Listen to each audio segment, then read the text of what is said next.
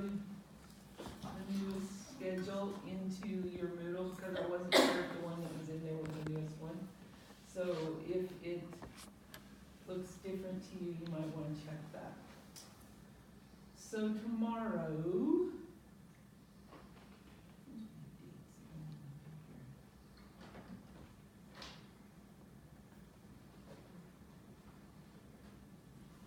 let's see, you go to Walkner's. Yes. So you can go to Walkner's. You can follow the Walkner's tomorrow.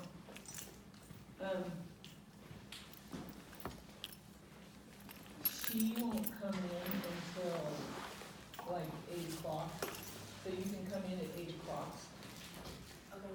You won't have to go up and do the charge nurse thing. You can just go to the Walkner's At 8. at 8. And that's down the hallway and there's. By the ER and that funny hallway that goes off by itself, Okay. that's down there. Is there like a place where she'll be or do I just ask? Be there by 8 o'clock. That's where they come into. Okay. Daniela, you'll follow the care managers at 8 o'clock. Okay, and you know where to go. No. The care managers are By the elevator. by as you go in the main revolving doors towards the main elevators. You go down the hallway to get there between those two things. On one side of the hallway is,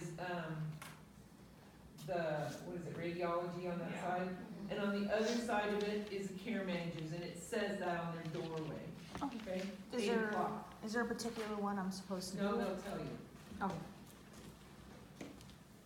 And typically, you'll be with them until they go to lunch or whatever, okay? And what do you want me to do after that? Well, you can either join us or you can go home, either one. That's what I'm telling all of you people who are doing the expert things. Join you at Bureau Center? Yes, or you can go home. Okay. And I don't, the dialysis people, if I were you, I'd go do my paper. That's what I would do. Surgery, I'd go do my paper, then it's done. And I don't know if you'll really be able to get to us at the Vieiro Center because I'm not in control of that and I don't know what we'll be doing exactly. Okay? What time will my assignment come to me? It'll be by email, right?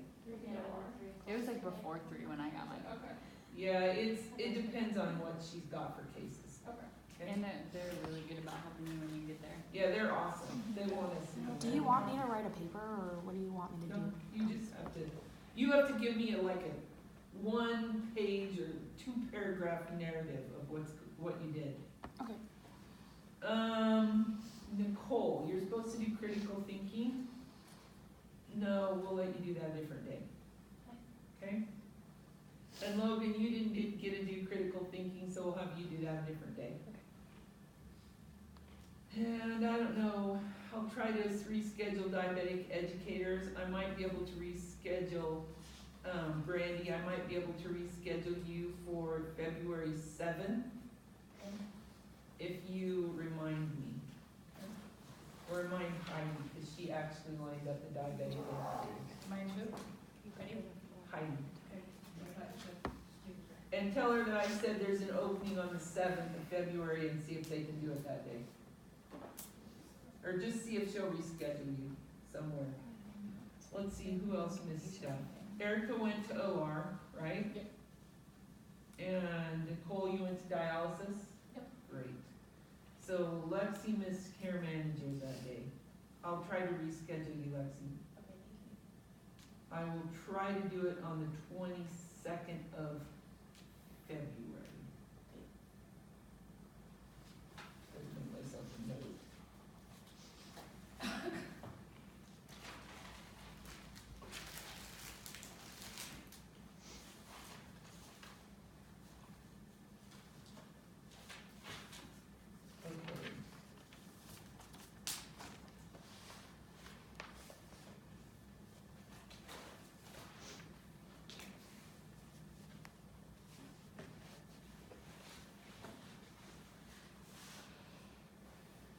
I said Lexi needs to go to care managers on February 22nd, and Brandy needs to go to the diabetic educators.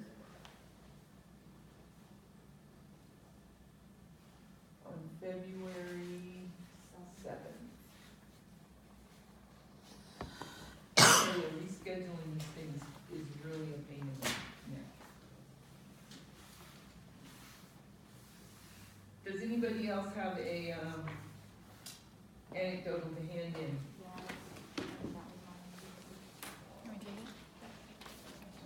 And even if we're. Make sure you sign them. Even if we're. Oh, yours is fine. Yeah, I can take it here. Did y'all read my email? Yes. Okay, this is kind of fun, a fun thing, and it's, I think you'll still learn a lot. We've done it before, but it's been a couple semesters since we've had this chance.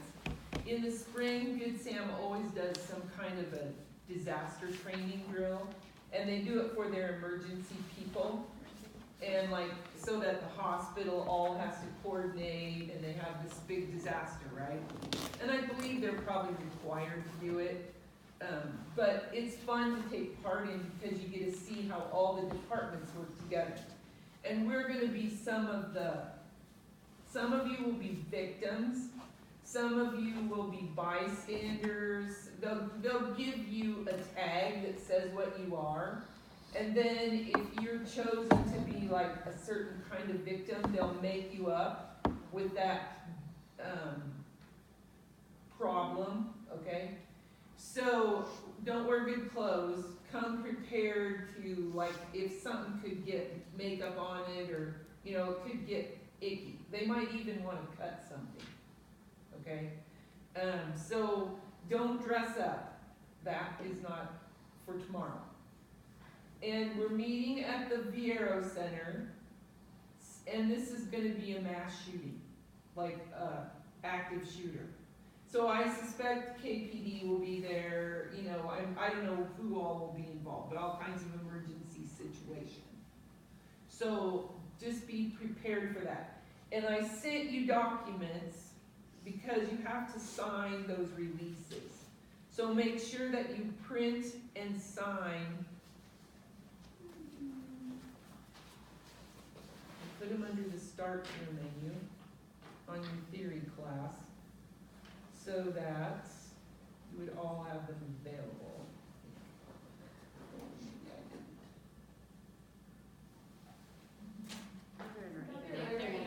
Oh, I sent them in an email.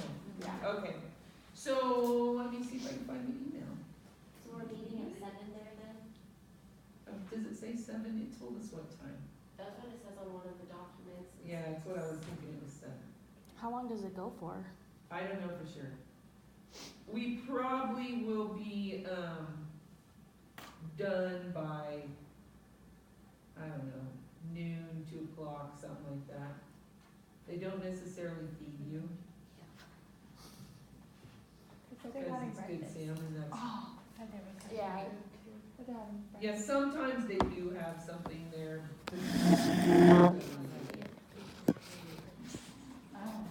But they'll give you the moulage, makeup, okay, so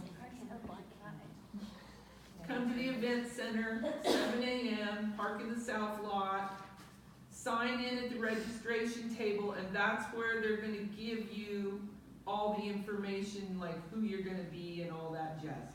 And you need to have those releases, because they'll take pictures, they may put them in the paper, they may go on the news, and they have to have a release for that.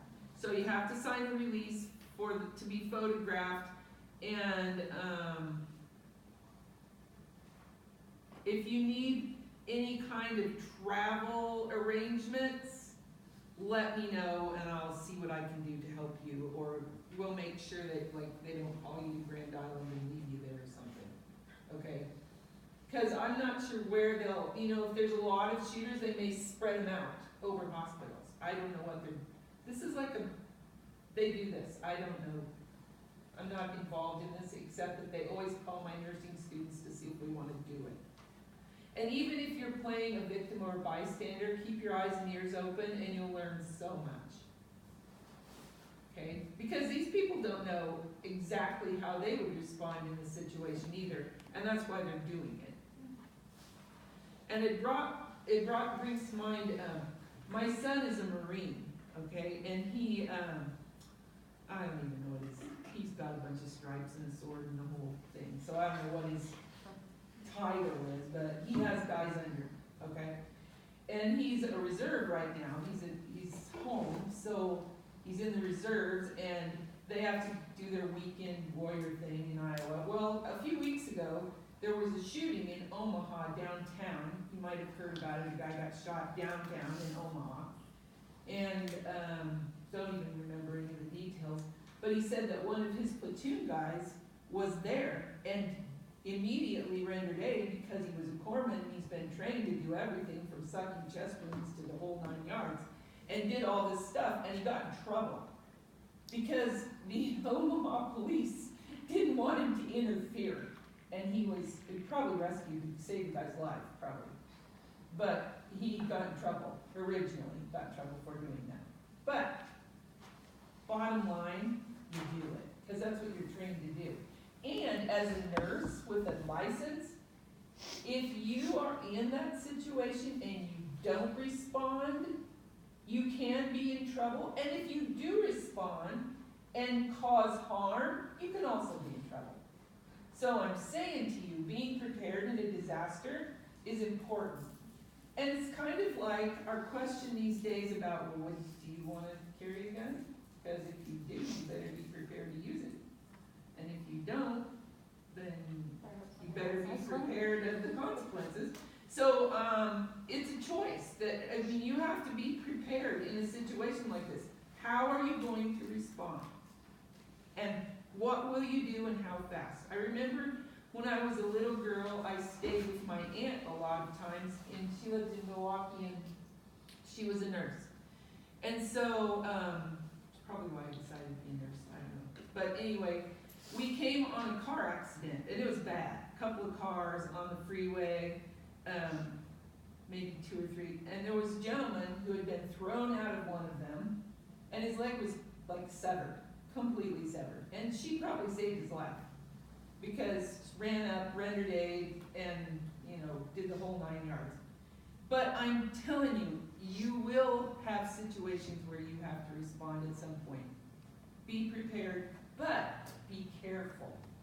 Because if you do render aid, and if you do render aid, I personally would never say, I'm a nurse, let me in. No, I would never say that. I just go and render aid. Because if I just go and render aid and nobody asks, there won't be any questions. But if I run in and say, I'm a nurse, let me in here, then immediately everyone scatters and you're responsible. Okay? Anyway, I think you'll like this, I think you'll enjoy it, and I think you'll learn a lot. Okay? But don't forget to bring your releases, so check your email. And Rachel, if you want to come, you can. Okay, what day is it? Tomorrow, 7 a.m. at Vieira Center. Oh, what? The drill starts at 8:30 and ends at 12, and then you'll be assigned to a room at the hospital, and there will be food and evaluations to fill out at that point. Okay? So if you drive out and park, you'll have a way to the hospital, and they'll feed us, and they want your feedback. And even if you don't give any feedback, listen to the feedback, because what those people are using for feedback will be informative to you. Okay? So we won't be having post-conference, probably. We'll see what time all of that is. Okay? But I would say by the time, if it ends at 12, we go back to the hospital, they feed us, that'll take at least 30 minutes. And then do a little bit of, and they'll probably do the review while they're eating, you know, but it'll be probably at least 1:30 or so before that's done, and we'll probably call it 3 o'clock and go home. Okay? Questions? And you people who are at the hospital, you can join us if you wish. At that point. Does it say what room? No, it says you'll be assigned. Sure, yeah. I'm so jealous. Yeah, I kind of want to go. Do it. Then you might miss that experience, but I can see if I can reschedule. Who is that, Erica and? No, I'm already in. I I'm love case all management. She wants to go back to the. I loved it. So Daniela, anybody else? Can we see if I can reschedule Luke here so I can? Yep. Yeah. Reschedule the one. Yeah. Okay. I'll just, That's a hard one to reschedule. yeah, I'll just, text you. Can you email me the consent form? You have the consent, I sent it to you in an email. I didn't get your email. I sent it to your school email. The only email I got from you was what I sent you. I'm sure you're on my list.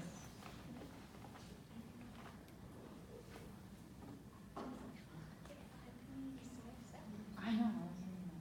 No recording any part of the drill. And if you take a picture of yourself, like a selfie, do not post it until after the drill. I wouldn't post it personally, because somebody will get bent out of shape about it, but Yeah. Somebody's gonna be like, holy cow. Yeah, the only emails I've gotten from you is class being canceled. Or the clinicals. I'm gonna look for the other one, because I think there were 3 documents that I attached, correct? Yeah. You should check like your Well, there's one. There's two of them. it's called. I can just forward it to you. where mine was at. Yeah, you're in my clutter folder. Just found it. You're right. It's there, Yeah, for some reason your emails are getting sent to junk. because it's from the school. You should probably change that, because you Yeah. might wanna see them once in a I while. get most of them from the school, but every once in a while, there's one or two from the school that'll go to my, I don't get the school email on my phone because I updated it. I look on my computer. That's why if you email me, I probably won't see it on the weekend. 'Cause I don't know. Yeah, I know. An actor waiver, that was the other one. Okay, that's the second one. And there was one more. Remember what it was called? Is it the CHIL? CHI what? That down? It's actor waiver, Actor mobile waiver, agreement, and Lodge agreement, and there was one other one. photograph consent. Photograph consent, that was it. I don't know if I saved it on my desktop. It's right there, middle one. Like, Up, This one. there you there you go. go. Okay, so you should have 3 of those 3. And I'll just send those to you, Rachel. Okay.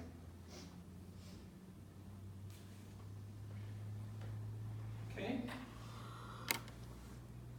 Any questions about that? I really don't know very much more about it than that and what we've done in the past, because we did one that was like a, I don't know, it was like a huge wreck with like multi-victims and it was pretty good, but that was the last one we did. It's been a couple semesters ago. But they're kind of fun.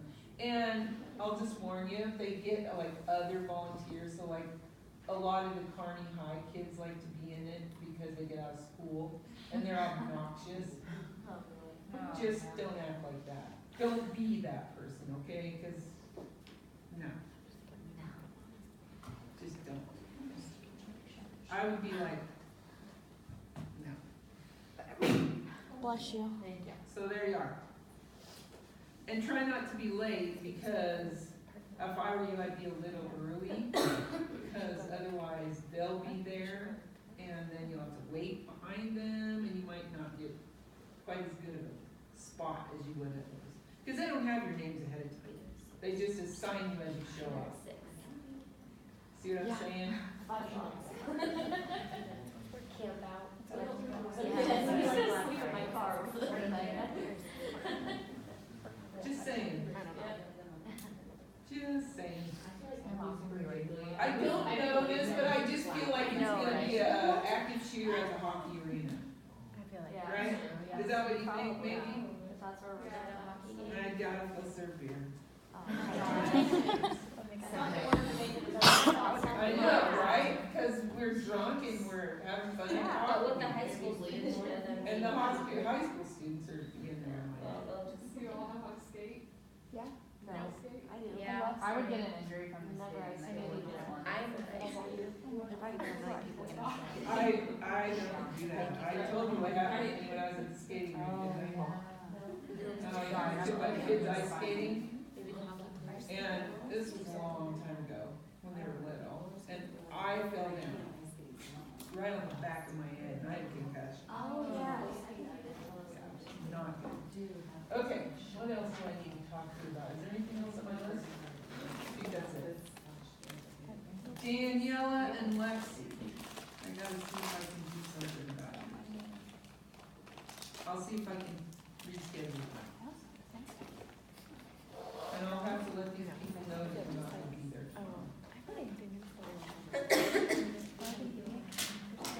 Is that like a first thing you're gonna let us know as soon as possible? I'll let you know. I think it'll probably be easy to do since it's walk. I really do. But I'll see what I can do. Let's see. All right. I know you don't have your test, but I want to talk through the test. And we have a while to do that. We'll see what time it is when we get done with this. But I think you'll learn from going through the test. Okay? And I'm going to put it up here on the overhead. When will our grades be in for the test? Well, hopefully I will have them in the grade book. I usually do them right now, like as soon as class is over, I get them in there before the day's over. But today I have like this huge assignment I have to finish for Pam before, and it has to be posted before Friday. And I have to do it with Heidi and Dawn, so, I have to do that before I can grade papers, and it just depends how long it takes me. It'll be there by the end of the week, okay? I promise. Because that's due by Friday, and as soon as I'm done with that, your papers will be in. I technically have at least a week to grade those papers, okay? And I will get them in because I know that it matters to you. And I also have to do notification on your grade by Friday, so SPNS it's called, but basically it says if you're having problems with anything, they want to know, and that will depend on what your grade is on this test. Okay? I gotta look fully and then, Documents spinal and- cord removal, like the mess. Look at that. No, not at all. They let me hold it. and- Yeah, cool, isn't it? Yep. One at a time. Yeah, I love it. Now, sometimes I forget to move this and I can't really see it very good, so if it's not showing up, let me know. You wanna hit the light?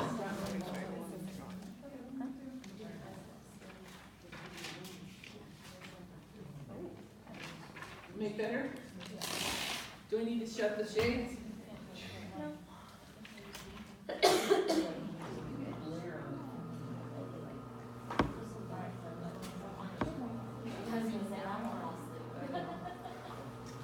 Yep, it's blurry. I'll throw something in. I've got several of these I can throw. Nurse is reading the physician's progress note in the patient's record and sees that the physician has documented insensible fluid loss of approximately 800 mils daily. Okay. I'm gonna highlight in each one of these questions the information that should have triggered your thinking, okay? And that's what I want you to start doing, is when you're reading these questions, start looking at the information that should be triggering your thinking, all right?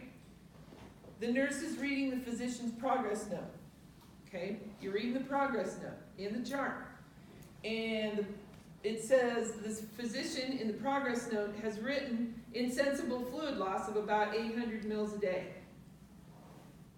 This person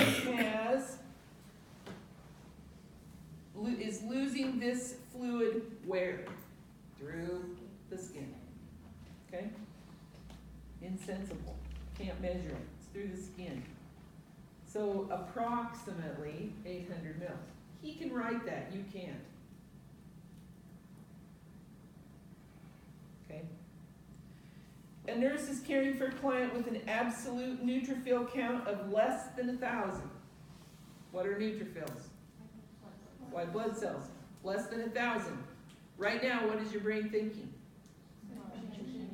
infection risk, right?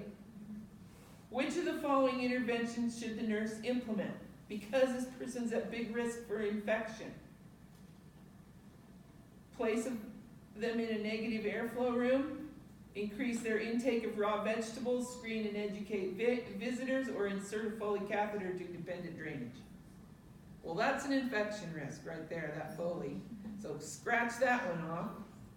And they don't need a negative airflow room because that's if they're contagious and you don't want it getting out. Okay? And why would you give them more raw vegetables that haven't been cooked to peel off bacteria or things that came out of the ground that might be still attached to those fresh vegetables? So that only leads screen and educate visitors on the risk. And you'll have a sign on the door for that, right?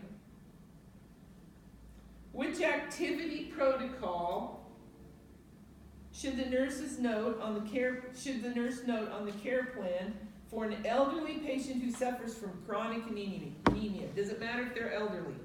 No. No. Anybody who suffers from chronic anemia. What are you going to put on their care plan? Yes, because they're anemic. So what are the symptoms if they're anemic? Lack of oxygen, Weakness, perfusion. fatigue, shortness of breath. They don't have a lot of tolerance, do they?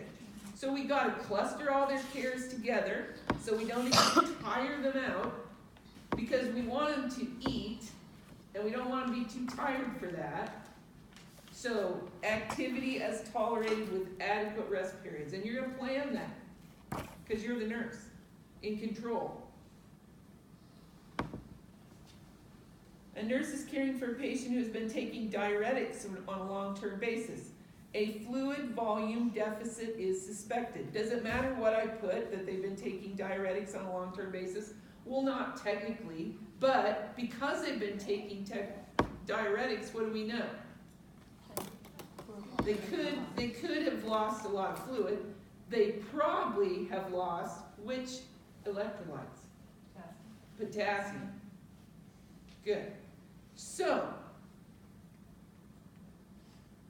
they've taken diuretics for a long time and they have a fluid volume deficit. Which one would you expect to find?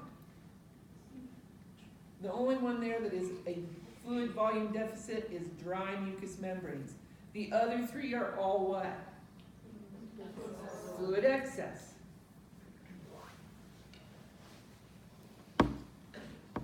A nurse is caring for a patient with cirrhosis.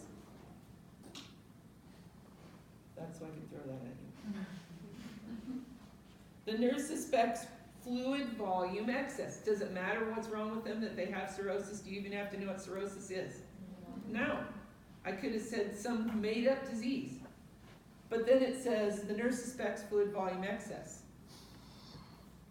What signs of fluid volume excess would you expect to find? Adventitious lung sounds, abounding jugular pulse, peripheral edema. The other two are signs of what? Fluid volume deficit. The home health nurse is preparing client teaching for an alert and oriented elderly patient with a history of dehydration. That's a big long sentence with all kinds of information. What is the most important thing in that sentence? Dehydration. They've got a history of dehydration. Doesn't matter who they are or where they live. They might be a caveman in Iraq. Okay, but they have a history of dehydration.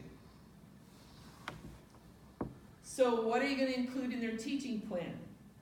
Well, let's check. The client should drink a glass of water whenever they feel thirsty. No.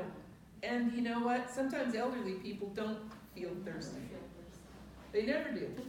Because they don't do anything. And they don't want to get up and pee. And they take medicines that make their mouth dry anyway. So they don't associate that with being thirsty.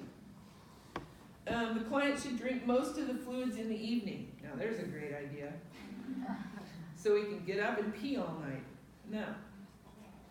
The client should increase water intake when they feel dizzy and weak. Well, yeah, but let's do it before we feel dizzy and weak. Because once you feel dizzy and weak, you're dehydrated. And we want to prevent that. The client should routinely drink a glass of water every 2 to 4 hours while awake. Absolutely. Put the glass on their table, show them how full to fill it, and tell them they need to drink one every even hour. They need to have finished that glass. On every even hour. Because they're all laying in bed or sitting in their chair and they got a clock. Or they're watching TV. So if you tell them every even hour they need to have drank that glass, there you go. Give them a goal. Something to remind them. They just don't remember. And you have to tell them why it's important, because if you tell people why they need to do something, they're more likely to do it. Like if I say, go home and read your textbook, you're going to go, yeah, right. I don't ever read my textbook. True story, right? But if I say, you need to go home and read these 3 pages because you need to find this and this and this and this, you'll go do it. Or you're more likely to go do it. Okay? Create a need. Something that they can say, I'm doing this for myself. They're taking control of something.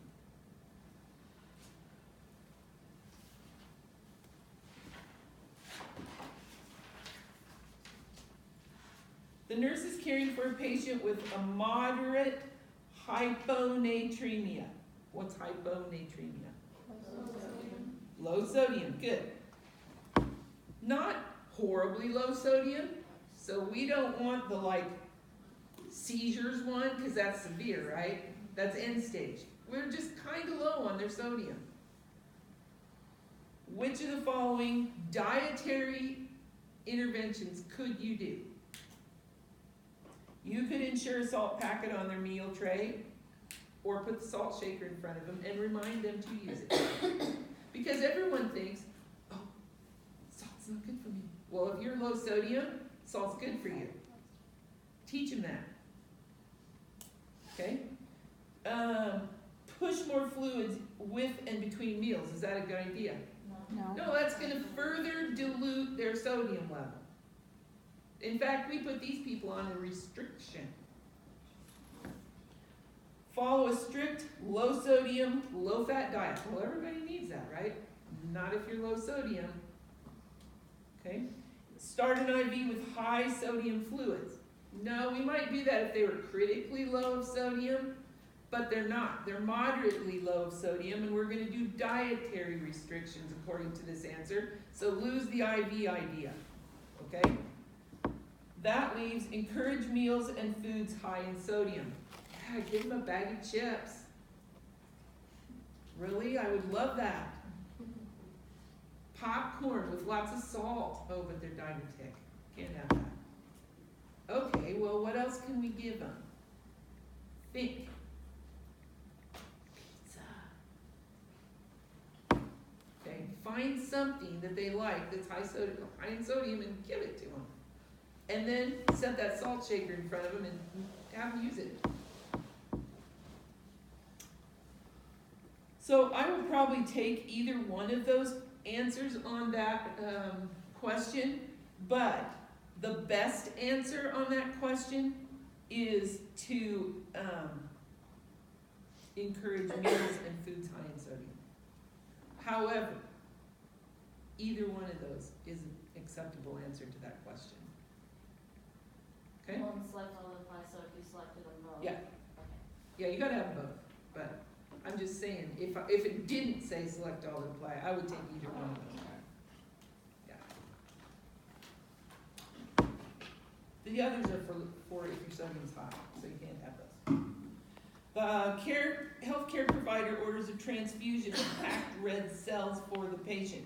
The most important action to prevent a transfusion reaction, we talked about this a lot. There's one just because of this question. Okay.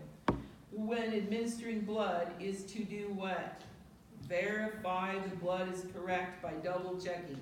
We talked about how it's double checked at least 3 times. Okay? Number one way to prevent a blood transfusion reaction is to make sure it's the right blood. Because even really good blood will cause a reaction in the wrong patient. I would say virtually 99.9% of the blood is good, but only in the right patient.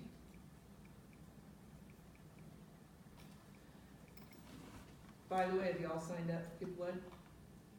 I just got a text from it, that they're critically low. Uh-huh.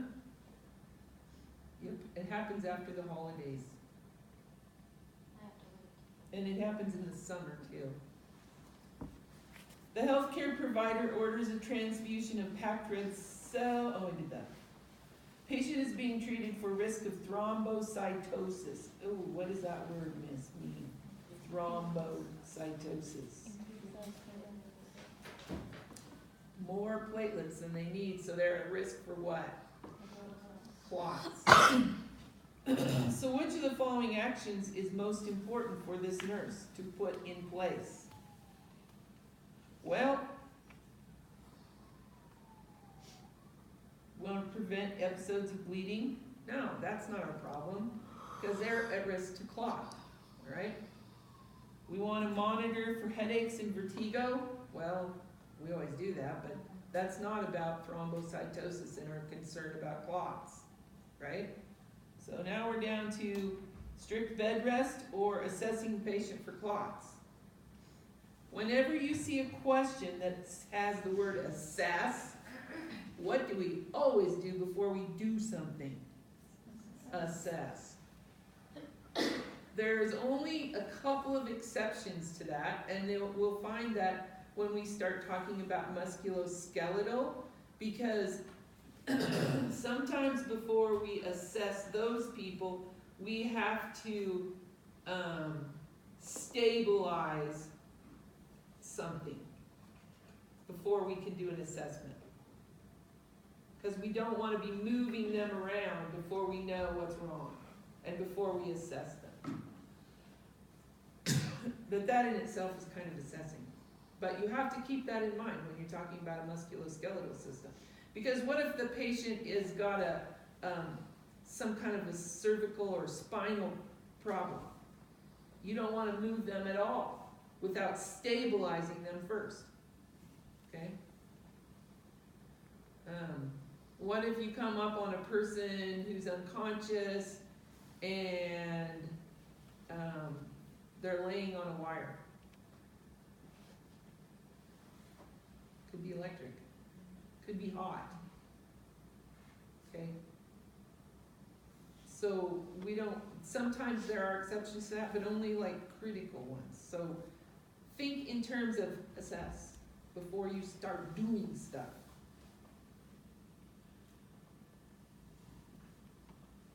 The nurse obtains all of the following assessment. That's an NCLEX tip, by the way.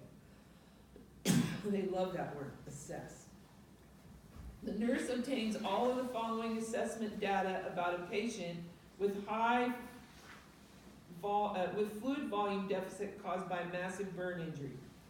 All of that is good information, but what's the most important thing there? They have fluid volume deficit.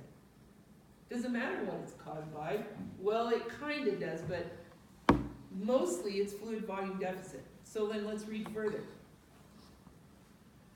Which of the following assessment data will be of the greatest concern? Fluid intake of 400 over 8 hours? That's great. Blood pressure of 70 over 40? That's not so good. And what would that indicate? Fluid volume deficit. Not enough fluid in the pipe, right? In general. Are there any better ones? Well, the urine output's 30 for the last hour. That's good. Minimal, but it's good. Respers are 22 per minute. Not so bad. Okay? So yeah, blood pressure of 70 over 40. I don't know why this is in italics. Probably because I'm a dork. But you thought it was important, didn't you? Not. After reviewing the morning labs, the nurse will assess which of the following patients first. This is called a prioritization question. It is about management. Okay? Which one of those is abnormal? Hemoglobin, 6.9. That's rather low. We don't really like that. You would expect them to be really symptomatic at 6.9, and probably the same color as your table. Possibly like shortness of breath. Yeah, shortness of breath, fatigue, big dark circles under their eyes, lethargic, the whole 9 yards. And don't get them up. After completing discharge teaching to a patient who suffers from iron deficiency anemia. Iron deficiency anemia. Are they short on blood volume? No. So they got enough blood in the pipes. Are they short on red cells? Maybe. Maybe. But they're definitely short on iron. Remember, there were some kinds of iron deficiency that were the fact that there was no iron to attach to the cells. So it could be that they don't have enough red cells, so there's not enough iron attaching, or it could be the fact that there's no iron to attach to the cells. But they're iron deficient for one reason or the other. And really, we need to figure out why. And we can do that by looking at our CBC, okay? But it doesn't ask us to do that. Further teaching, you know that this patient needs more teaching when they say what? I'm going to take my iron supplement whenever I feel weak. No, no, no. We're giving you this iron supplement to keep your iron high. If you don't take it, you're going to get weak. And the reason you're not feeling weak is because you've been taking your iron supplement. They do the same dang thing with their antidepressants. I don't need that stuff. I am feeling great. Well, it's because you've been taking that for 6 weeks. Don't stop. Okay? It's the same thing. Don't wait until you see the symptoms. Oh, I don't need my Myrbetriq. I'm not having any problems anymore. Because you quit taking quit taking that Myrbetriq, you're going to start peeing your pants. Okay? Teach them how the medicine works. That's the part of education screen that says medication with administration of meds. Every time you hand them a pill, you don't just say, here's pills. No, here's your Protonix. It's a proton pump inhibitor. You know what that means? They'll think you're so smart. You say, well, your stomach has little proton pumps. And that's a big word, but it means that when you smell or taste food, those little pumps secrete acid. Well, if you take this medicine, it will inhibit those little proton pumps from producing acid. So we want you to take this medicine on an empty stomach before you even smell or think about eating food to keep those little pumps from producing the acid. Because if you don't and you eat first, it's already produced the acid, and then your medicine is wasted. So you've wasted your money and it won't fix your acid reflux. Do you think they'll do it right after that? After you tell them that a couple of times, they will. And I guarantee you, most of them have never heard it. That's why people don't take their meds right. You have not created a reason for them to take the meds right. Who wants to throw their money down a rat hole? Medicine is expensive. And it's a pain in the butt to remember to take all that stuff, but if you don't take it right, you just as well flush your money. I tell them that, because that's the language they speak. Right?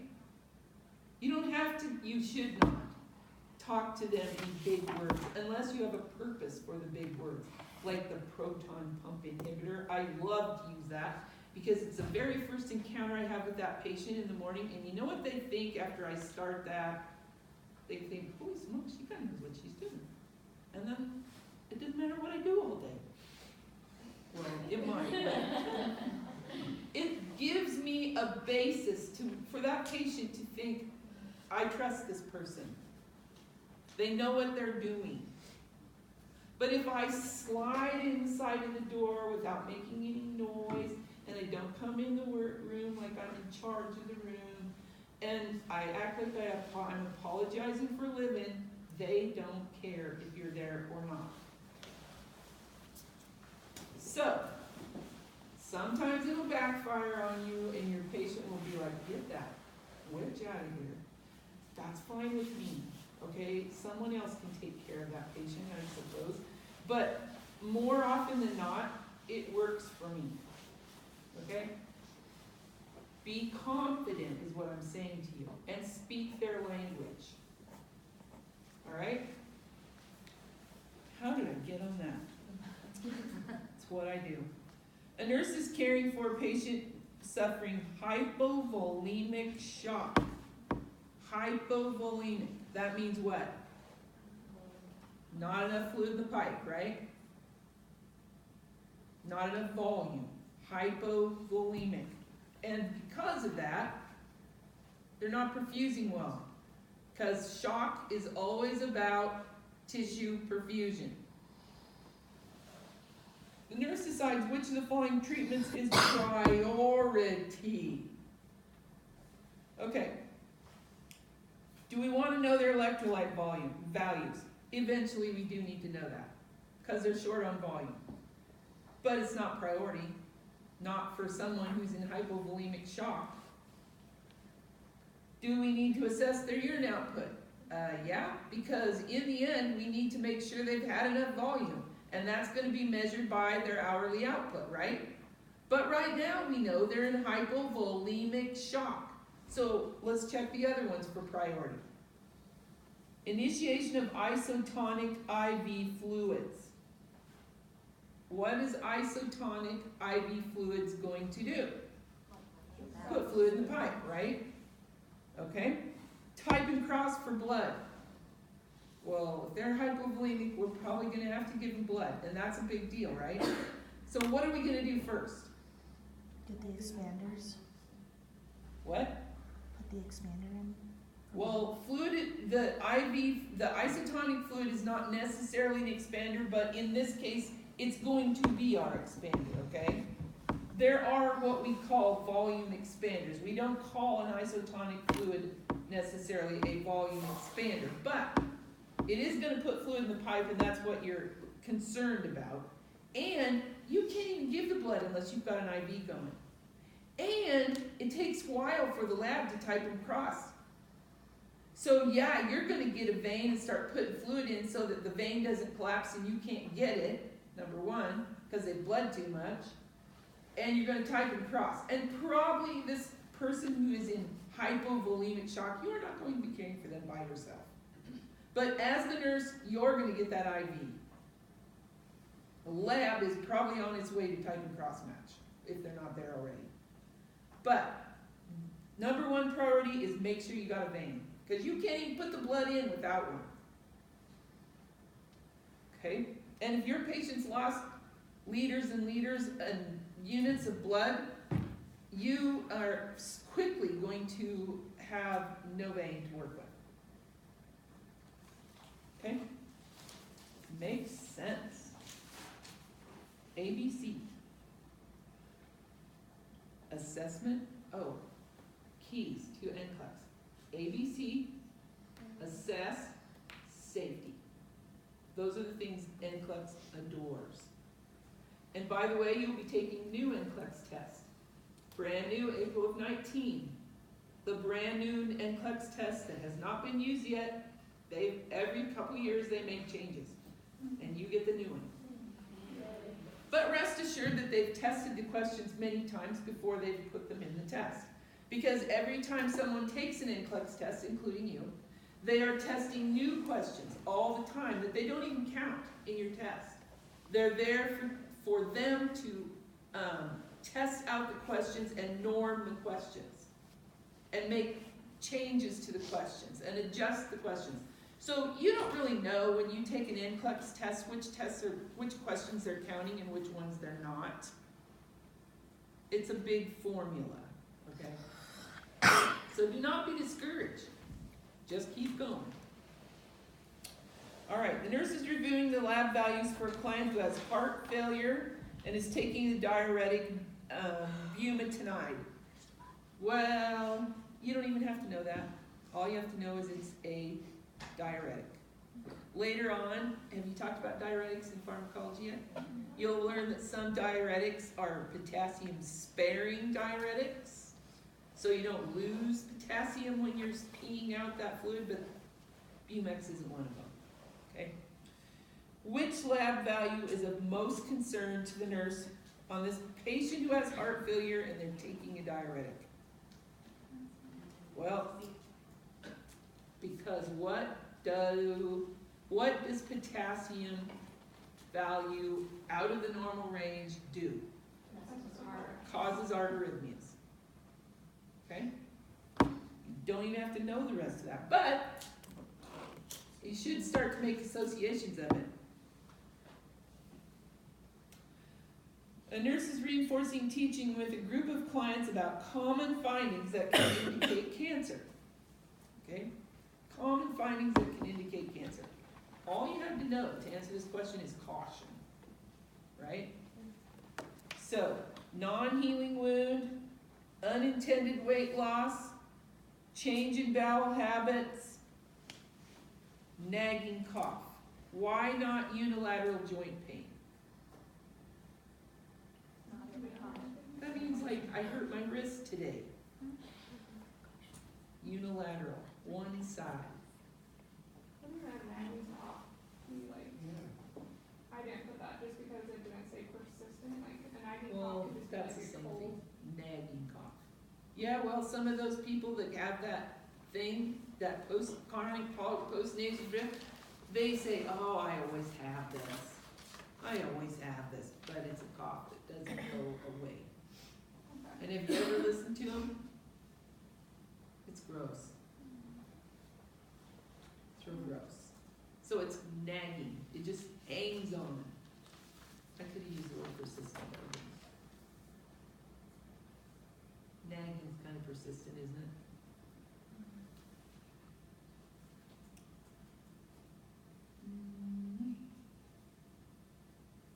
When caring for a patient with severely low calcium level, listen, severe, severely low. The nurse takes actions to prevent which following critical condition. This is really low calcium. What are you concerned about? Okay, so you know that calcium affects muscle contraction, right? So let's read these with that idea in mind. Muscle weakness, is that critical? No, and it could be anemia. Could be a lot of things if it's just muscle weakness. Could be inactivity. Oh, I hate that word. It's that sign. That's our first sign. That's not critical. That's a first sign. That's an assessment piece. Laryngeal spasm or paresthesia. Well, right there is the word spasm, so we know that's a muscle spasm of some kind. And laryngeal, what is that? Why would that be a big deal? Yeah. And then paresthesia, what's that? Numbness and tingling, is that critical? No, it's annoying. And it's a symptom, but it's not critical. You got the key there? You didn't even have to know what a laryngeal spasm is. Does anybody know what kind of patients get laryngeal spasms? What kind of patients get laryngeal spasms? Trach people? Could be. What else might get it? Think. We talked about it. There's another question about it later in the test. It's here. Oh, the cancer, throat cancer. Could be. Thyroid. Could be. What else? Thyroid? Keep going. Something common. No, that's not common. That's bad. What kind of patient might have a laryngeal spasm? What would make this spasm? A smoker? what kind of surgery? Was it this, A tonsil, Could be, And but there's a better one. You're on the right track. thyroid? Thyroid. We talked about this. Remember what's on the back of the thyroid? What? What little thing is on the back of the thyroid? Say it. Parathyroid. What does a parathyroid do? Regulates hormones, but it also regulates something vital. Say it. Somebody said it.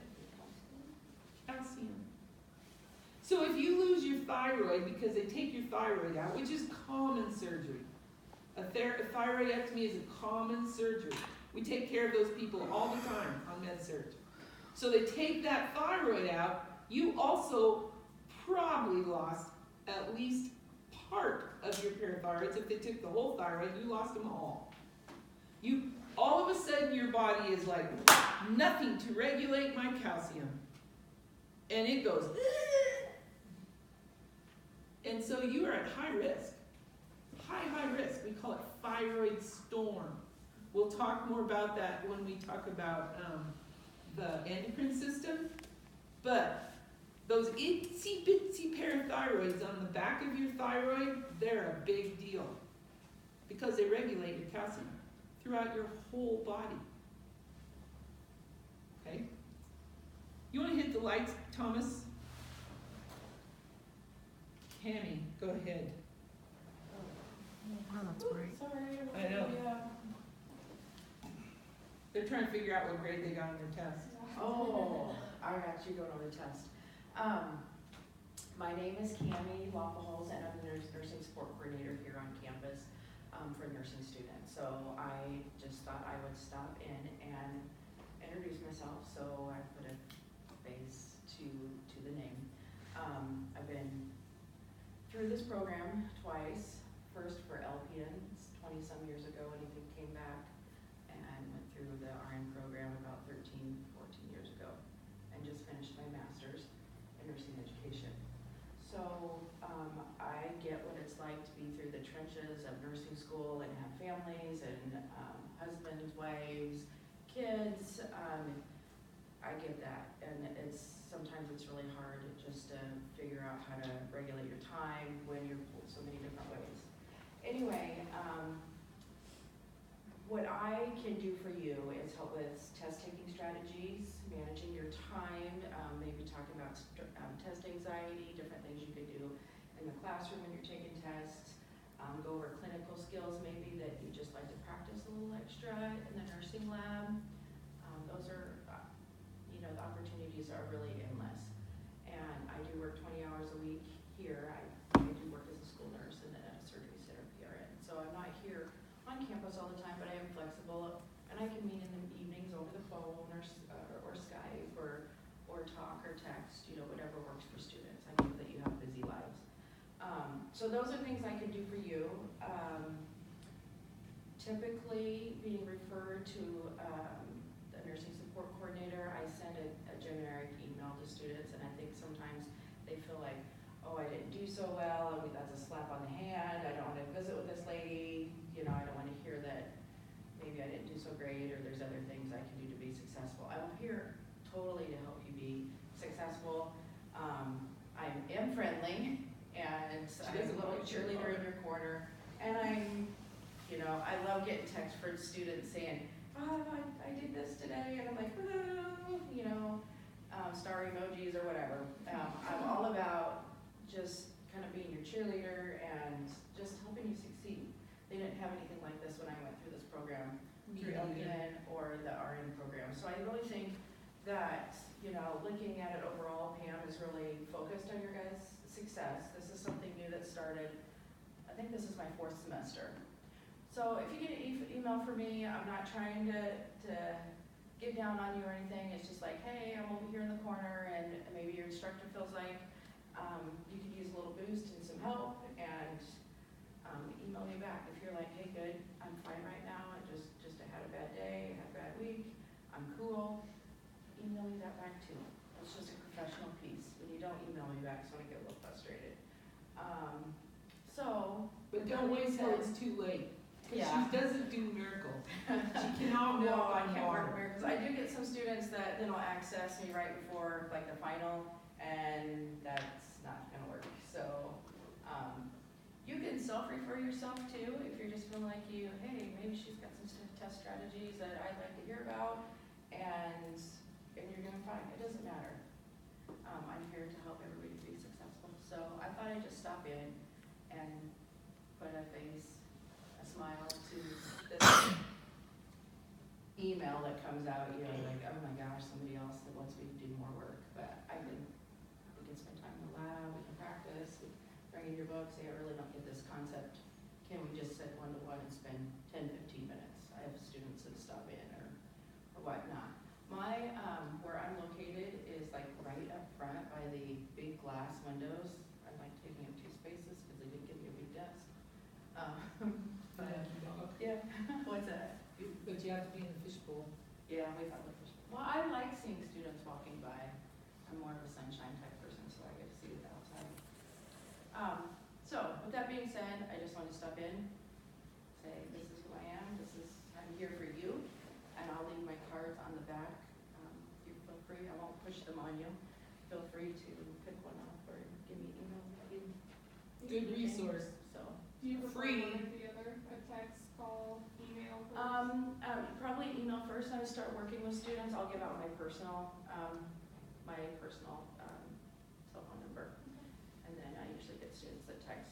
Just know that, like, if we're texting, sometimes I won't answer you right away because I might get another job. But yeah, texting is fine once I start working with students. That's not a problem at all. It seems to be the preferred method for students of this generation of students right now. So. What days are you here? Usually Mondays and Tuesdays. I can do some Fridays. I work at Pleasanton School on Wednesdays as school nurse. I'm here today because there's TEAS testers today. And then I can do some Thursdays. It's just kind of intermittent.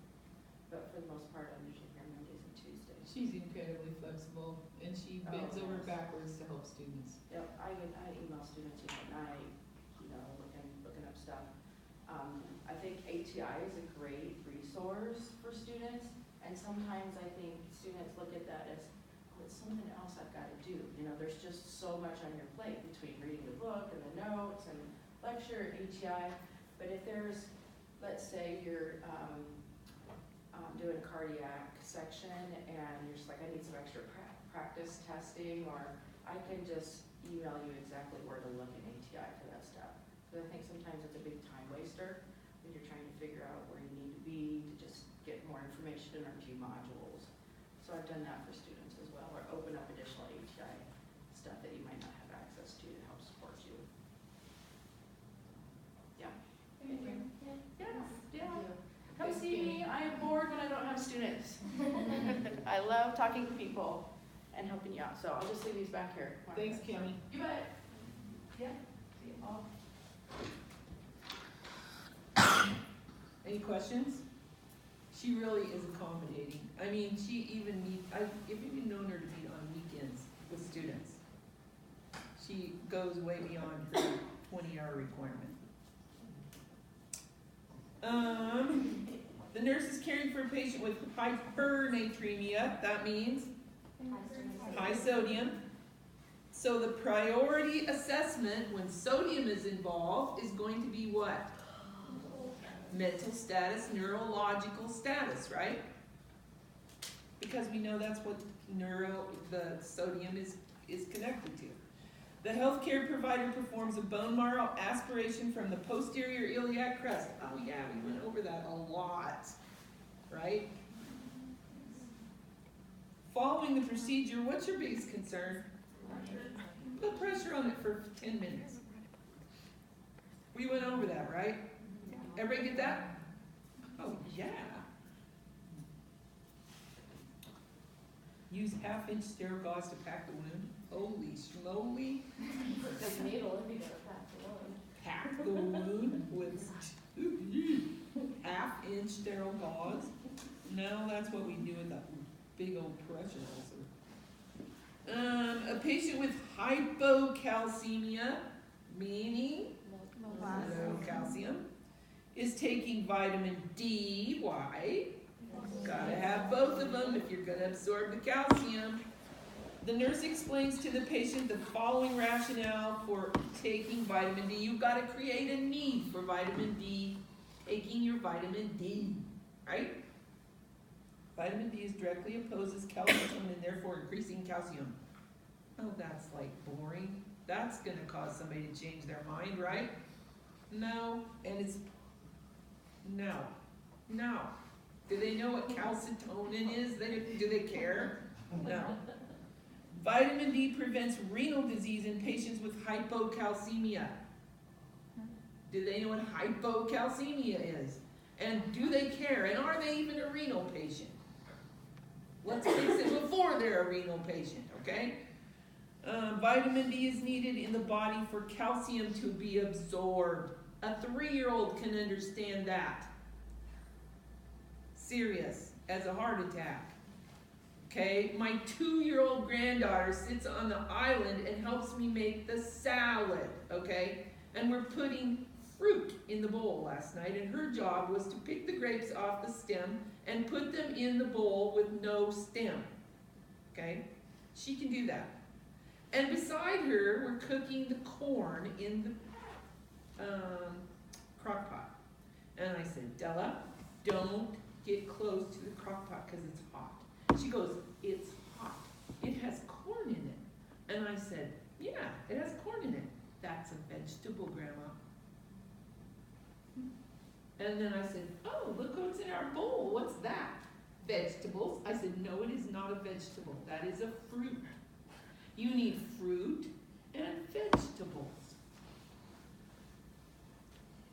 Create a need. A 2-year-old can get that. But they're not going to care if you say it directly opposes calcitonin, therefore increasing their calcium. Yeah, but who cares? Vitamin D can only be obtained through oral supplementation. That's not even true. Where's our biggest source of vitamin D? Sunshine. Go out and play. Ride your bike. Get out from in front of the boob tube. Quit pushing buttons.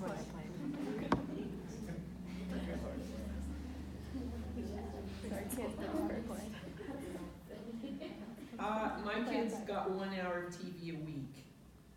That's extreme. But they all survived. And they're all very intelligent because they had to go do something else. That does not mean they all were bookworms, because some of them really don't like to read. But they're really athletic, and they're really strong, and they're really healthy. Because they went and did other stuff besides sitting in front of the TV. I do have some bookworms. Nurses planning care for a patient suffering from neutropenia. What's that? Little tiny bit of neutrophils. What do? Piece of cake. That's all you need to teach your patient. Who's neutropenic? That's a big word and it's scary. What does it mean? It means you just have a little bit of neutrophils. And neutrophils, what they do? They fight infection. And because you only have a little bit of neutrophils to fight infection, we gotta keep you from getting infection. So, what are we gonna teach you to do? Stay out of crowds. They're germy. Well, stay out of Walmart. Eliminate fresh fruits and vegetables from your diet. Well, why? Because I like those and they're good for me. Okay, great. Good point. They are really good for you. But let's eat the frozen ones and the canned ones because they've been cooked to kill the germs. Especially that's important for lettuce and things that might carry bacteria that we can't wash off easily. Because you and I eat those things and we eat tons of bacteria. But it doesn't bother us because we don't have neutropenia. That's why some people get E. coli out of their lettuce and the other people eat the lettuce and don't have any problems with it. That's one of the reasons. Because their immune system's better. Okay? And the same thing is true with fresh flowers and plants. For God's sake, you're taking dirt in their room. Right? Don't do it. And it's, what is it, everybody wants to bring something nice to the hospital, and they wanna bring flowers, and they're beautiful. Oh my gosh, they have gorgeous stuff. Bring some fake ones. Or bring something else, but don't bring an infection. And you might have to explain it that way, because they don't get it. They don't understand it. That's teaching. Oh, and encourage hand washing. That's the other one. That's always the answer. Encourage hand washing. I used to make students do a teaching project. Instead of teaching in class, I'd make them go out somewhere and do a teaching, okay? I love that assignment personally, okay? And I had some great stuff. I had to do that as a student. I went to a preschool and taught them how to wash their hands. I went to the preschool and taught them how to brush their teeth. I went to a group of senior citizens and taught them, there's endless. You can do all kinds of cool teaching. But you can't do it if you're too afraid to stand up and talk. And you gotta target your audience, which is really important. Really important.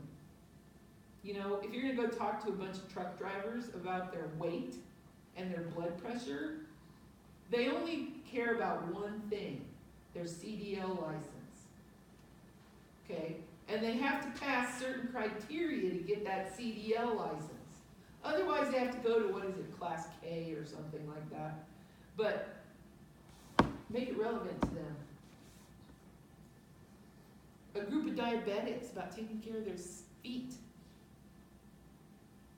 their skin, but especially their feet, because they all have neuropathy in the end. And they can't feel those sores on their feet because of the neuropathy. Create a need. Okay, lab results. She's reviewing the lab results and they're finding, what do they need to report to the provider out of this pile of lab results? Well, there's only one there that's really bad. The sodium.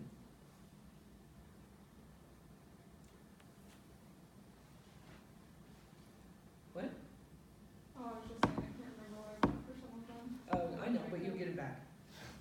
I want you to learn to read the questions. And this helps you learn to read the questions critically. Okay? Because these are special kind of language, really. The physician suspects, and when you're taking your NCLEX, you're going to think of me. And you'll laugh. The physician suspects leukemia after physical examination of a patient. The nurse expects that the physician will order which diagnostic test? Leukemia. What do you need to know? White blood count. You don't need to know about the liver biopsy. We don't even need a lymph node biopsy. And it certainly isn't about the chest CT. That was easy. Nurse gets a brief report from a rescue squad before receiving the patient in the ER. Oh yeah, because when you work in a little hospital, the unit calls you on their way to the door, okay? You might get 10 minutes. We're on our way, here's what we got, this is what's coming in, and that's your time to put the floor in order, get the ER ready, and get the stuff you need. Never mind if it's 9 o'clock and everybody's med pass is going on. And there's 2 of you for 12 patients. Serious, real time. If you work in a little hospital, that's how it works. It's like a mass unit. So, this patient is in shock with low blood pressure and their low oxygen sats. With this limited information, okay, you got this EMT on the phone, he says, well, their low blood pressure's low, their O2's low, and then you're gonna ask him what they are, because he shouldn't have said low, he should have told you what they were. And then what is your goal for that patient? Because they're in shock. What is your goal? Tissue perfusion. So you're going to start asking questions to figure out why are they low? Are they bleeding out? Were they on drugs? What happened here? We have a head injury, so maybe it's distributive shock. What happened? but they're in shock and they're low blood pressure. It's always about perfusion. So figure out why they're low. And you got about no time to do it. But you're really smart and you can eliminate stuff really fast. We can't fix shock. We have to fix the symptoms. And if we can't stop what's causing the shock, we can't fix it. Does that make sense? After identifying a patient has significant hyponatremia, low sodium, the nurse carries out what priority action first? Give the patient a full pitcher of water? No, we don't want it lower than it was. Assess, oh, there's that word. Assess. That's always a good guess. You see that word assess. Always put a star by that one and read the rest. Place a Foley catheter for accurate urine output. That's not a priority, especially if they're low sodium. Administer O2 at 5 liters nasal cannula. That's stupid. That's a stupid answer. Because how high can we go on that nasal cannula? Yeah, 3, maybe 4, but only because we have to run and get the bag, the non-rebreather. So, we know that sodium is always about mental status. So we're going to assess level of consciousness and orientation, because that makes sense. And we understand fluid and electrolyte. The nurse is completing an assessment on a patient admitted to the ER with weakness. Okay. Ding, ding, ding, ding, ding, ding. What's causing weakness? Lots of possibilities, right? So we need more. The patient complains of muscle twitching, anxiety, heart palpitations. Most concerned about which electrolyte imbalance? Argue with me. I put potassium. Yeah, that was when I did. What are heart palpitations? It's a muscle contraction. Yeah. What does potassium cause? Arrhythmia. Arrhythmias. Arrhythmias are not the same as palpitations. I changed it too, I was in tears. Every semester that question gets people. It makes sense. Look at all the symptoms. Yes. Twitching. Twitching. The eye twitch. Twitch. A nurse and an unlicensed assistive person are caring for patients in a medical unit. Which thing can you delegate to the CNA? Well, we got the word assess on the bowel. CNAs cannot assess. So mark that one off right off the bat. Take the vital signs of a patient who received blood the day before. That's the answer. Why isn't it C? Evaluate the dietary intake of a patient who is non-compliant with eating. That's thinking. CNAs are not allowed to think. I know that you all do it, and you all are good at it. But legally, you can't think. Now that's why you are not going to stay a CNA, you're going to become a nurse, because you don't like not thinking. You want to think. Shave a patient diagnosed with severe aplastic anemia. And no, let's not do that. This would be a good time not to do that. And if he does want to shave, let's get the electric. But it's certainly not our most important thing. So yeah, they can get the vital signs on that person that got blood the day before. Can they get them right now while you're giving the blood? Well, technically they can't, but they could. They could get the set of vitals while you're standing there in the room and you're getting them from them as they do them. So it's not the act, it's the thinking part. You see the difference? Yeah. But they can't, you can't send them in there to get the vitals and then go start the blood.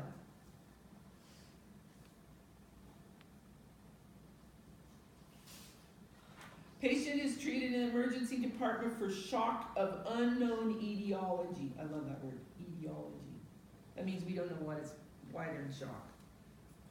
What priority action are you gonna do first? It's always about perfusion. Get their O2. Oh, O2's normal. But they're in shock. So then which one are you gonna look at?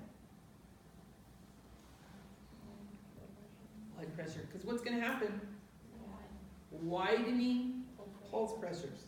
Top's gonna come down, down, down, bottom's gonna go lower. I shouldn't have said widening pulse pressures. But it's gonna be falling. Everything's gonna be falling. Misspoke. Cancel that all out. I'll teach you that another day. The nurse is caring for a patient who received chemo 2 days ago. Chemo kills everything, right? It's not smart. Kills all the cells.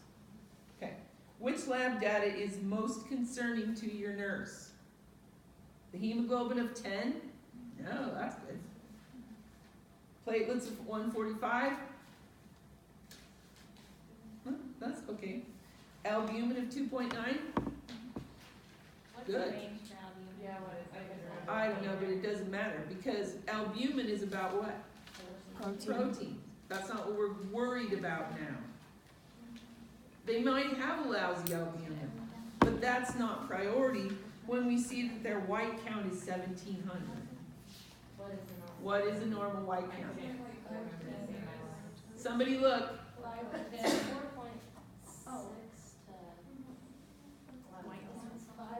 The NCLEX thing says 4,000. What is it? From NCLEX thing with their values, it says 4,000 to 4,000 or what? 10,000. 4.6 to 11 is what I wrote down. So the white count is high. Yeah. Is that a concern? Why, Melanie? They're getting an infection.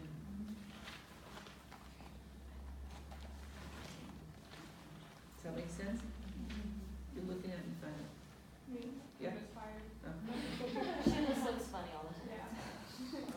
I thought she was like, I don't get it. No. You're That good. doesn't make sense to me.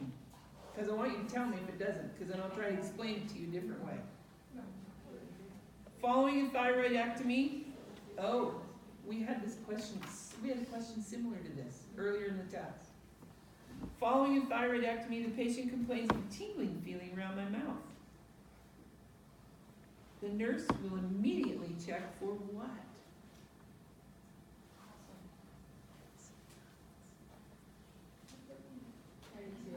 And if you go to give blood and you give double units, you give a double red and they hook you up to the apheresis machine and they'll cycle your blood through. And sometimes you start to get a tingling sensation around your mouth because they're taking out all of those cells and that's decreasing your calcium. So you know what they give you? A Tums.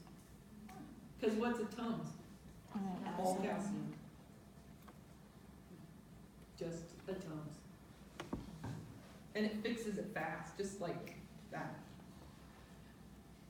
But we're always concerned about that thyroid storm, and it happens when the thyroid goes, and the body goes like, I'm short of potassium, I can't work. And your heart's a muscle. It's a muscle. Can you have a thyroid storm when you have your thyroid or not? You could if it's all of a sudden, but no, the reason we call it a thyroid storm is because it happens really fast. And it's kind of like the perfect storm where it has to like have all these things at once.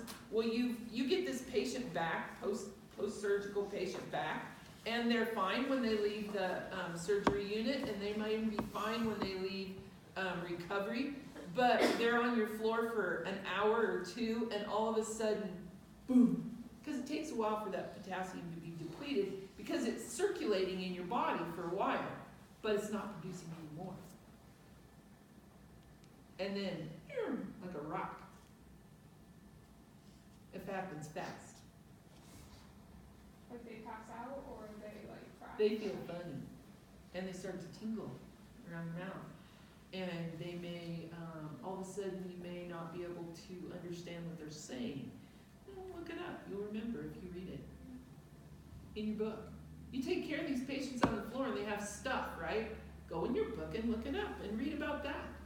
Because you just had a great opportunity to learn a lot of things from one patient. So think about the things that you saw. I know you don't have time to look them up ahead of time. When I made you prep, I assumed that you would go in and look it all up ahead of time. And lots of people did, but you know what they did? They just copied it down. Or they cut and pasted on their computer and put it in there, and they didn't learn a dang thing. But if you have to take care of the patient, you have to think while you're taking care of the patient, and then you go home and you're like, I wonder why that was, look it up. And then you gotta do your anecdotal afterwards, because it asks you specific questions and maybe you can't answer them all. How are you gonna come up with the answer? Look in your book. Or Google. Don't ask Siri. No. Divorced mother of 4 school-aged children has metastatic cancer, and you find her crying. And she tells the nurse that she doesn't know what's going to happen to her children. Legitimate. Okay? What do you say to her? Oh, you got lots of time left. Oh, that's comforting.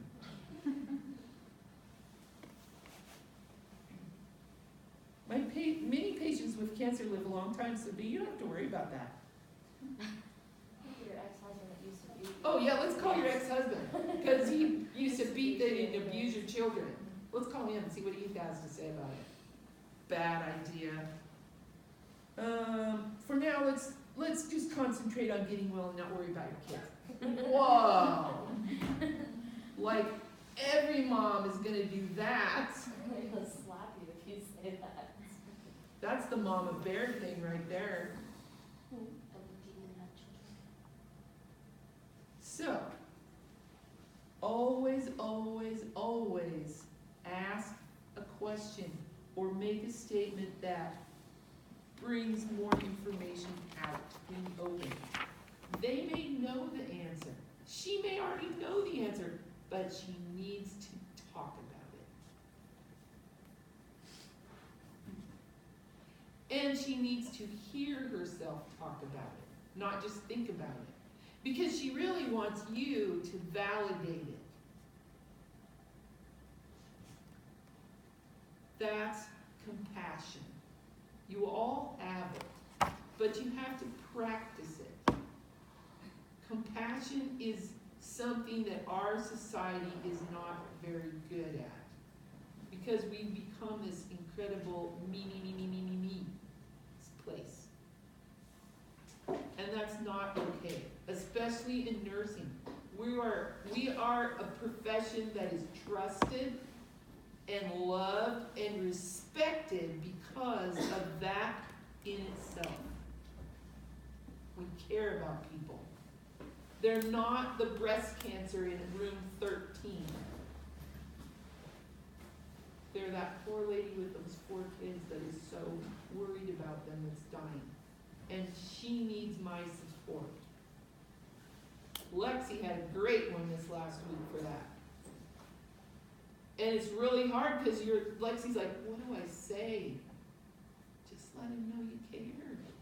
Do you see your nurse hugging? Mm-hmm. I think so, yeah. Yeah. It's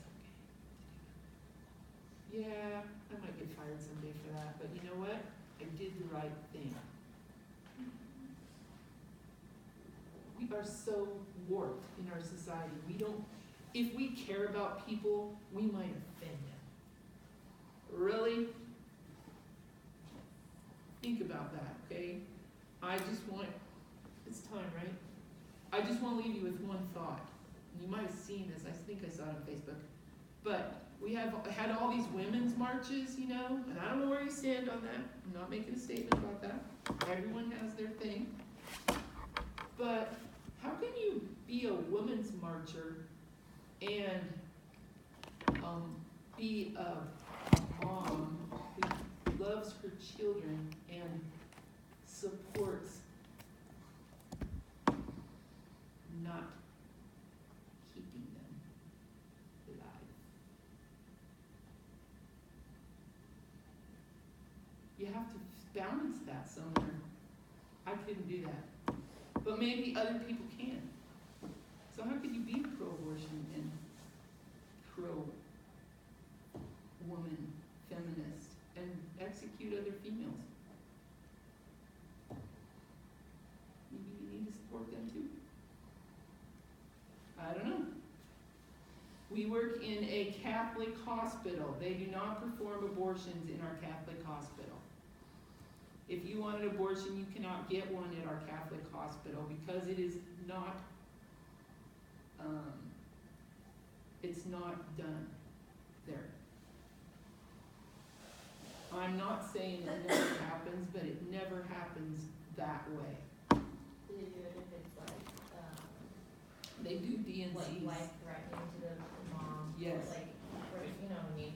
They Yes. didn't know for me. But Or you just don't want it's a dang fine line. That's all I want you to think about.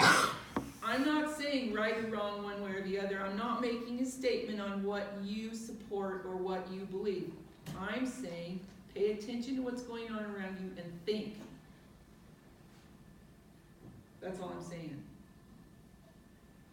Everywhere in the news are issues that affect you as a person and as a nurse. So pay attention to them. Right? Sometimes I bring them up. In the end, I'll probably get in trouble for that, but I think that you should be aware of what's going on around us. Because it'll affect your profession in the end. All right? We only got to go through part of the test, but that's all right. What time is it? 11:25. Good, okay. Do you need to leave, Lexi? No, I was looking for my gum. Oh. I thought you were getting your stuff, because I can't see the clock from here. It's lost. All right, you have to tell me when it's time to go. Does anybody need a break, or should we just keep going? Just keep going. Okay. Yeah, I think this is helpful to you, okay? All right. Hyperphosphatemia. There's a whole lot of stuff there, but all we have to know is that we're looking for hyperphosphatemia. What does that mean? High phosphate and phosphate and calcium are opposites, so that goes with low calcium. Right?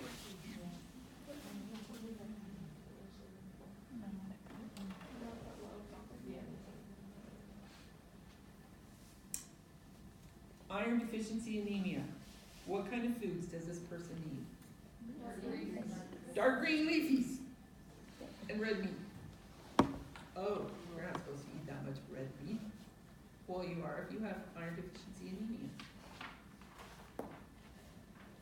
Oh, every so often that recycles that we're eating way too much red meat. And we probably are, because we live in the Midwest and we have the best beef in the whole world. Okay, like the whole rest of the world wants it, wants what we got. However, I really think we take it to extremes sometimes.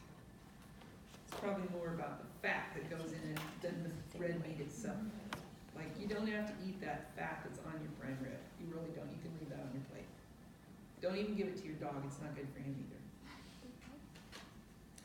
Hypovolemic shock associated with acute draining wounds from acute burns. We're going to talk more about burns when we talk about skin, but burn patients lose lots and lots of fluid through their burns because they blister, right? And that loses fluid. So burn patients are always at risk for fluid imbalances, and that means electrolyte imbalances. So this person has shock, hypovolemic shock associated with acute draining wounds. I can't imagine how badly they must be burned. Okay, that. Which assessment would be most accurate way for you to evaluate fluid balance? Well, that's easy. What is the most accurate way for this acute burn patient and you to figure out their fluid volume is adequate? I and O, okay? The most accurate way is I and O, because you can measure it by the half hour if you want, but you have to have a minimum of 30 per hour, right? So if your burn patient is getting 30 per hour, they're right on the edge, but it's adequate for kidney perfusion, because if it falls below 30, it's their kidneys that are going to suffer, and they'll suffer in a matter of minutes, like 20 or 30 minutes. It's not very long. So if your patient, post-surgical patient, has not had 30 an hour, and you call the doc at 7 o'clock in the morning to report that they've only had 300 out overnight, you're going to get your butt chewed, because your patient could very well have kidney damage because you were negligent. Pay attention to that. It's simple. Read the number on the line. Pay attention to the line. Okay? Most accurate way. Now, eventually you're going to get a question somewhere on the test that says you've got a patient in a long-term care facility and you're worried about their fluid volume. What are you going to pay attention to? Is it going to be hourly output? No, we don't do hourly outputs in long-term care. What do we do? Daily weights. Daily weights. We don't even always do daily weights, but we do I&Os, right? You've all done I&Os. Every shift we do I&Os. We usually don't do daily weights. Now, we can have an order for those, but most often in a nursing home, those people get weighed when they get a bath. How often is that? Yeah, once or twice a week. And we can maintain on that because we can keep track of them. But that's a long-term care facility. This says a person with hypovolemic shock from acute burn wounds. This is a high acuity patient. Pay attention to what your question says. What's it asking you? What setting are you in? How critical are we talking? That's critical thinking. This patient comes to the clinic complaining of frequent watery stools for the last 2 days. What would be the first question you'd ask him? No, that's not the first question I'd ask him. That's what I'm thinking. But what would I say to them? How many times have you peed in the last 2 days? How many times have you peed today? That's what I want to know. How many times have you peed today? How many diarrheas have you had today? But how many times have you peed today? Because we just had a child die not very long ago in Nebraska from influenza. He'd had it for 3 days. And he was a little kid, like 2-3 years old. 4 maybe. What do you suppose he died from? Well, that would be your first guess. I happen to know that that isn't why he died, but that would be your first guess. How many times, and you'd say, how many times has he peed today? Babies. Babies dehydrated in hours. How many wet diapers have you had today? 2 and they weren't very wet. That's not good. Then you start looking for sunken fontanelles and skin turgor and sunken eyes and all those other things. But ask the questions that you need to know. What's going to tell you how dehydrated? You're already thinking they're dehydrated. That's good thinking. But how are you going to tell how dehydrated?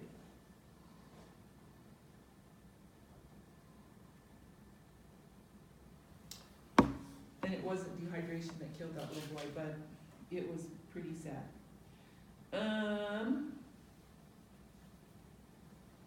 So, what action would you take first? This is the question. What action would you take first? Why? Because that'll cue you if they have fluid loss. Wouldn't it be orthostatic blood pressure? No, he's a little kid. Just take his blood pressure. Well, doesn't matter. Just take their blood pressure. Yes, it could be orthostatics, but orthostatics tend to change when they change from position to position. Maybe that's because of their heart. Maybe it's because of total volume in the pipes. But start with the blood pressure. What would you do first? Well, let's see what our choices are. Tell him to drink more fluids. Yeah, you're probably going to do that, but that's not going to fix it. Check their blood pressure. Obtain serum electrolytes. You're definitely going to do that. They've had diarrhea, right? And give the patient an antidiarrheal. Maybe, maybe not. I guarantee you if they've got E. coli, you do not want to stop the poop. You want all that toxin out. But you got to support the fluid while they're pooping it out. And you got to kill it. But you don't want to keep it in there because it's nasty.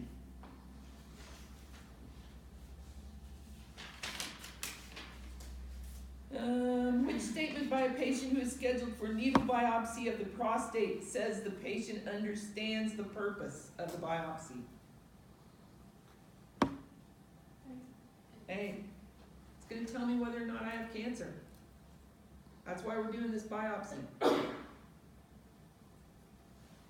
It's not going to tell me how it's going to affect my life or how long I'm going to live. And it isn't even going to help the doctor know what treatment to use, although it is in the end. But the main reason we're doing this biopsy, we're going to see if I got cancer or not. Because if I don't have cancer, we don't have to decide. The doctor doesn't have to decide what treatment to use. The nurse recognizes which of the following is the best indicator that fluid resuscitation for a patient with hypovolemic shock has been effective. Always about urine output. If you want to know if the fluid level is acceptable.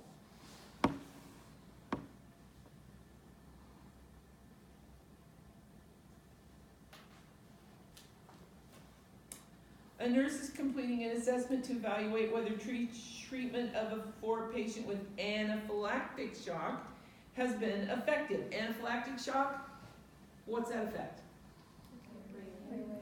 Airway. So how are you going to check if it's effective? Oxygen levels.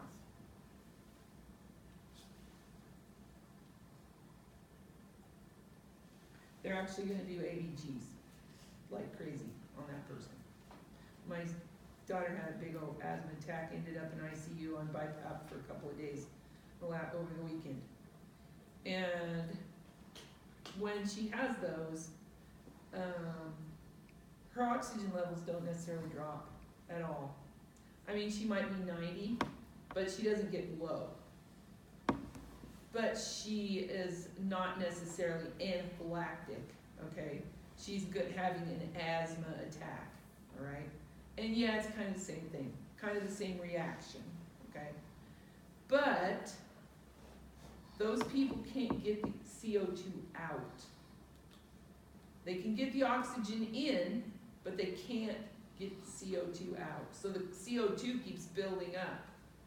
And that causes the ABGs to become more acidotic. And we know that when the acidosis starts taking over, what happens? You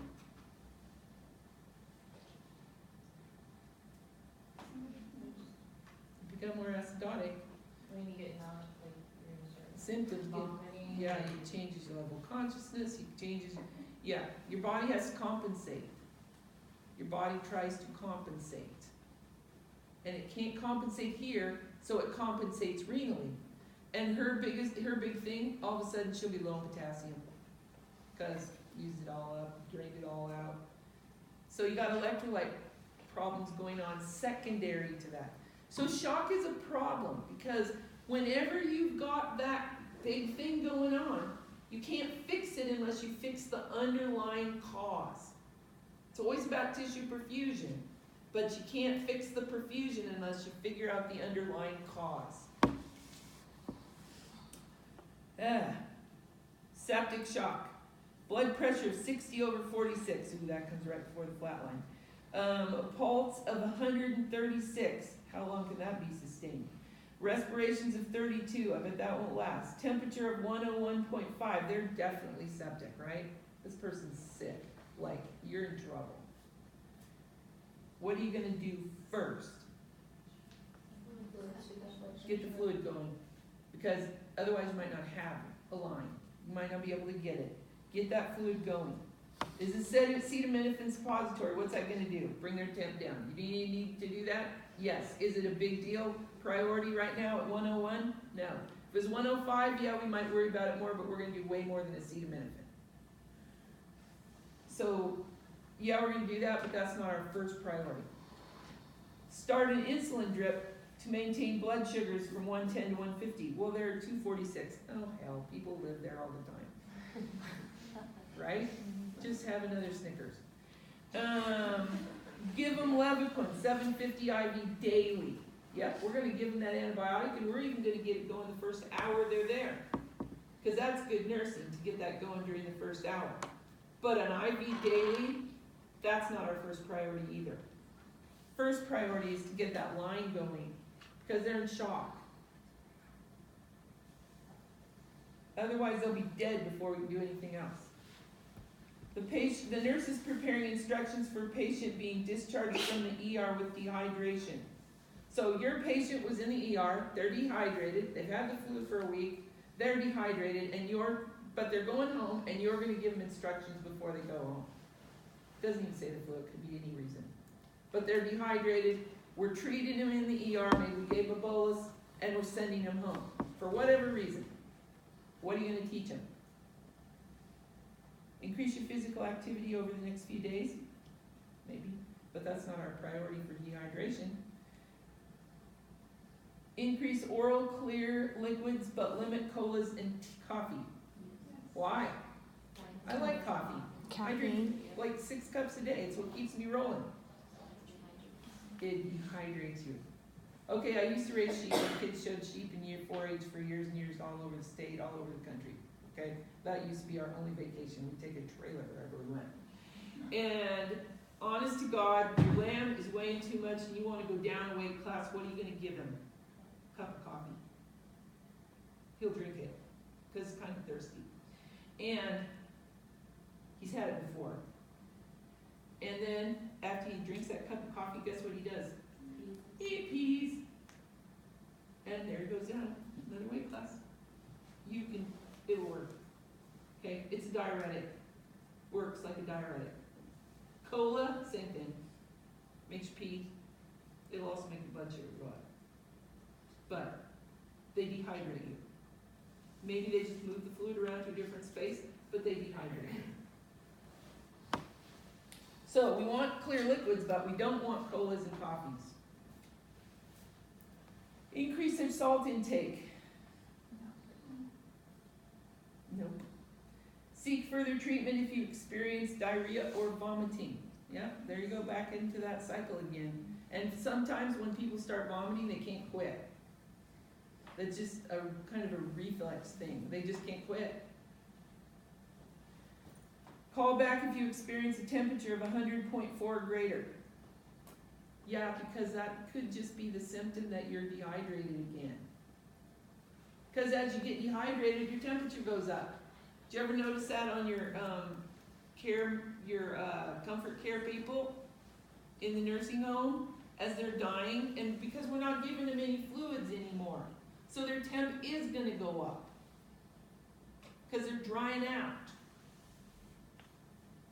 Then we give them the morphine, and the morphine helps with the fever, and it helps with the air hunger, and it helps to relax them, and that helps bring it down a little bit.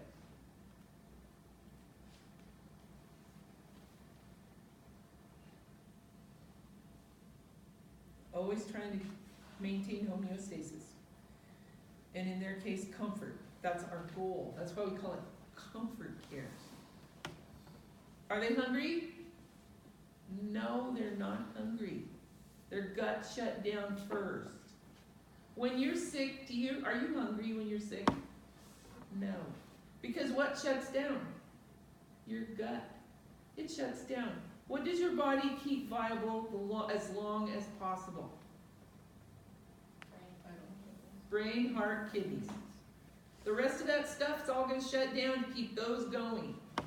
And then you're dehydrating because you're not drinking. So then your kidneys are gonna shut down. Okay?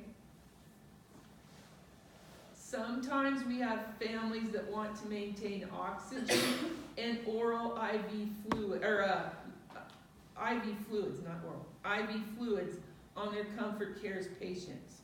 That is the family's prerogative. I totally feel bad about that because it maintains them.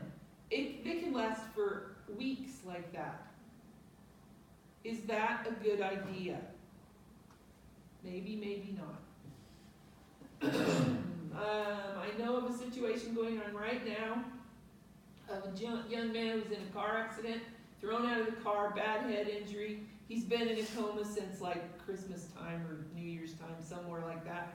And he's probably in his, he may be 30 at the oldest, okay? No, he wasn't like, nothing else was wrong with him. But this head injury, he's been in a coma all this time. Hasn't woken up yet since they picked him up. Okay, so there's maintaining life support with this guy. He's on the vent, so it's breathing for him. We got the fluids running, where I'm sure they're giving him TPN, lipids, nutritionally. But they got to pull the plug. Or they've got to do something, or they're either going to pull the plug, or they're going to move him to the nursing home, high-skilled nursing facility, to maintain him like that forever, or until he wakes up. And we literally have done that with people before for 30 years. And sometimes they do wake up after years. Sometimes they don't. That is an ethical dilemma. Just saying. But when we stop the IV fluids and we stop the O2, and in his case it's a vent, because he's not even breathing on his own, but on our Comfort Care person, we're giving them that 1 or 2 liters just to keep them, they're pink, or keep them black, keep their tissue perfusing. We're prolonging it. Are you as a family sitting here because you know and you've come to grips with the fact that this person is going to die? And a lot of times they are. They understand that. But they don't understand what we're doing and how it's affecting. And as a nurse, that's really hard. So what you want to do is you want to get them to ask the questions. You don't want to just stand there and say, no, this is stupid. We don't, this is a bad idea. Nope, don't ever do that. You'll get your tail in big trouble. I'll chew it for one thing, and then the doctor will chew it, and then you'll be in bigger trouble after that. It'll just go downhill from there. However, when they start asking those hard questions, that's when you say, these are questions that you should talk to your doctor about. And that's his job. And if they ask you an exact question, what is this fluid doing? You can say, well, it's keeping the patient hydrated without putting food in or liquids into their stomach because their gut has already shut down. They're not hungry. Because when your body is shutting down, that's the first thing it stops worrying about, is putting food in. It'll start burning fat. You know why we have the death smell? Part of that's necrosis, but some of it is because their body is burning fat and muscle to keep it going. And we know when we start talking about ABGs and acid-base balance that fruity smell, yep, there is an odor to it. Death has a smell. So to see death when it's gross. Okay. Principal use of in the administration of narcotics for pain in cancer patients. Well, I don't, you'll hear him say it, I don't wanna take any pain medicine because I don't wanna get addicted. And it's a legitimate concern and it's a big deal in our news right now, right? Opioid addiction. But you know what? Cancer patients, we're not worried about opioid addiction. We're worried about pain control. Give them the long-term pain medicine routinely. Give it to them routinely. And they'll build up incredible tolerances, enough to kill an elephant. But it won't hurt them because we do it gradually. And we control it gradually. And they may even not have good pain control even though we're going up. Give them the breakthrough medication when they have breakthrough. Pain control is vital to these cancer patients. So we give them the narcotic routine, the long-term one, and we give them the breakthrough med when they need it. And we don't worry about addiction. Heck, if they beat their cancer, we got all kinds of time to get them off their narcotics. Right? Goal. What's your goal for them? Comfort. Pain control. High patient with high potassium levels and they're on telemetry because the potassium's high, right? And we're worried about what? Arrhythmias. Not palpitations. Arrhythmias. So you see a change in your strip. And you're going to learn about what those changes mean later, but not until you get an advanced med surg. And we just talk about the main ones, and we talk about the QT interval, okay? But when you see a change on that strip, what are you gonna do? Yeah, don't wait till morning. No, don't do that. Call a physician. You would assess the patient first and have some. I would get some vital signs, but Telly's watching him. He's on the telly. And they're gonna call you, and they're gonna say, or you're watching the strip yourself if they're in ICU. And a lot of our patients are on telly, so we don't see the strip. We only have them on the telly. So the teletech is watching that in some other part of the hospital, and they see that rhythm change on that strip. And they're gonna call you and say, your patient just had an increase in the QT interval. Or your patient has had 3 beats of VTAC. Or your patient has had whatever it is. They call you and they tell you that. Do not ignore it when they call you and tell you that. First of all, you should definitely tell your charge nurse. And you as a student are going to tell me and you're going to tell your primary. But then your primary and I, we're going right to the charge nurse and we're going to talk about that and she's going to call the doc. Or she's going to have us call the doc. And we're going to report that right away. Because a change in the rhythm is a big deal, especially when we know that he's got high potassium. So they're going to probably want to give some IV potassium, which, by the way, you will learn later on, you should never, ever, ever, ever, ever, ever push. It should be given as a drip. Because you push potassium, and you just change the heart rhythm, boom, like that. We don't want to do that. Nobody does that anymore, but it used to be ordered like that sometimes, and it was really stupid. Nurse is caring for a patient diagnosed with a UTI leading to sepsis. And by the way, E. coli is the main thing to find in a UTI. That's the main reason for UTIs is E. coli. But they have a UTI and it's leading to sepsis. I just put money on it that it's from E. coli. What is which thing that you find would tell you that you need an immediate intervention? Yeah, you better not wait 4 hours to figure that out. That would not be good. Now, if your patient doesn't have a Foley and they have sepsis, that would be really dumb. But if your patient is just a sick person and they don't have a Foley ordered and they haven't had that output, you may have to go send them in there to pee. Or you may end up having to get an order for a straight to see if they're actually not peeing because their bladder's they're not emptying their bladder, or because they're not making urine. And teenage boys have a bladder the size of a football. I mean, they can pee twice a day and pee 1,800. It's an amazing feat. Okay? But that's just because they're young and healthy and they have huge bladders. as a nurse, you will probably get a huge bladder from not peeing all day, and then pretty soon you'll get old and you'll be like peeing all the time because you've spent your whole life ruining the stretch of your bladder. Okay, try not to do that. Just pee. But I'm saying to you that you gotta use your brain sometimes, because if your patient doesn't have a Foley, it could just be because they're not peeing. Then you go get the ultrasound and you get to do that, and that is fun. You should do that just for fun on your patient. Just because you can. Bladder scan. Yeah, have you ever done one? Yeah. Have you got to do one? Yeah, they're lots of fun.